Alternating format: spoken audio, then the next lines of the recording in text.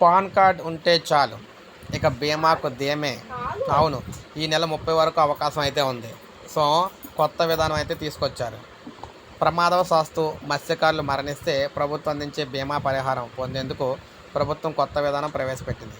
మృతి చెందిన వారితో పాటు పరిహారం పొందే అర్హులైన కుటుంబ సభ్యులు కూడా పాన్ కార్డులు తప్పనిసరి ఉండాలని ప్రభుత్వం నిర్ణయించింది. ఈ వివరాలు సమర్పించేందుకు జూన్ 30 వరకు గడువు అయితే ఇచ్చింది. ముఖ్యంగా చూసుకున్నట్లయితే మత్స్యకారులకు బీమా అన్నమాట. మత్స్యకారుల బీమా యోజన మత్స్య పారిశ్రామిక సహకార సంఘాలతో సభ్యులుగా ఉండి చేపలు పట్టి జీవించే మత్స్యకారులు ప్రమాదవశాత్తు మరణిస్తే అప్పటి వరకు సభ్యుడి పేరు మీద బీమా ఉంటే వారి కుటుంబంలో అర్హులైన వారికి బీమా పరిహారం చెల్లించేవారు. ఇందుకు కేంద్ర ప్రభుత్వం ప్రధానమంత్రి బీమా యోజన పథకం అమలు చేస్తుంది. సంఘాల్లో సభ్యత్వం ఉన్న ప్రతి ఒక్కరికి కూడా వర్తిస్తుంది.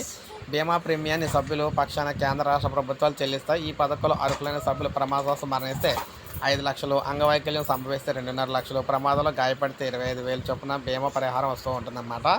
అందువల్ల ఏంటంటే అందరికీ కూడా అవకాశం అయితే ఉంటుంది. ఇప్పుడు పాన్ కార్డుతో చిక్కులు అయితే వచ్చినాయి. పాన్ కార్డు, ఆదాయ ధృవీకరణ వివరాలు లాంటివి మత్స్యకారులు కొత్త చిక్కులు అయితే తెచ్చిపెడుతూ ఉన్నాయి. చాలామంది పాన్ కార్డులు లేవు, దరఖాస్తుకు సంతకం చేయాల్సి ఉండగా కొద్దిమంది నిరక్షరాస్యులు అయితే ఉన్నారు. సో నిబంధనలకు కూడా కఠినంగా ఉన్నాయని వాపోతూ ఉన్నారు. సో ఏదేమైనా పాన్ కార్డు ఉండాల్సిందే. పాన్ కార్డు ఉంటే 5 లక్షల బీమా అయితే ఉంటుందన్నమాట. సో ఇది మనకి లేటెస్ట్ అప్డేట్. ఒక లైక్ చేయండి, సబ్స్క్రైబ్ చేసుకోవద్దు, మన ఛానల్ సబ్స్క్రైబ్ చేసుకోండి.